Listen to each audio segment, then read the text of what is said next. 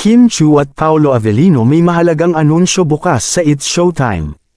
Nagparamdam na at ginalaw na nga ang baso ng Kapamilya Network dahil ayon sa isang source ay bukas na sasabihin sa It's Showtime ang magaganap na movie nila Paolo Avellino at Kim Chiu.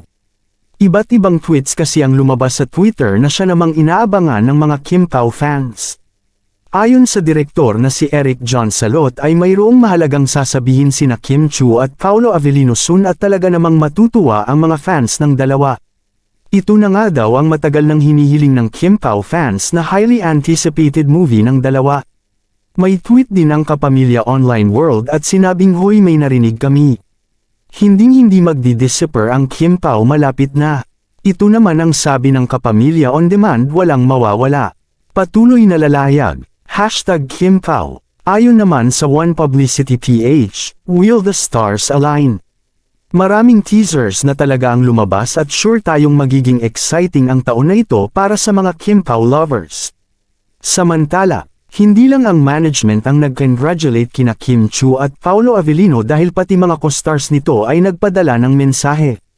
Tunay ngang isa ang Kim Pao sa inaabangan ngayon na love team at maraming tao ang manunood once na mailabas na ang pelikula. Ayon naman sa mga Kim Pao fans, sana ay maganda ang story ng pelikula at sana ay kakaiba ito sa mga nagawa ng dalawa.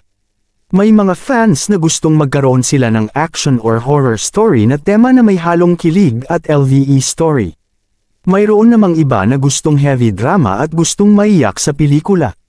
Kahit ano pa man ito ay tiyak na susuportahan ito ng mga Kim Pao fans at magbibigay ng oras upang maging successful ang movie. Sa ngayon nga ay mayroon nang naglalaan ng fundraising para sa pelikula at masaya ang mga fans nila. Kayo, ano sa tingin nyo ang tema ng pelikula ni Paolo Avellino at Kim Chiu? Anong opinyon ninyo sa balitang ito? Comment down below. Maraming salamat sa panunood at huwag kalimutang mag-subscribe sa aming channel.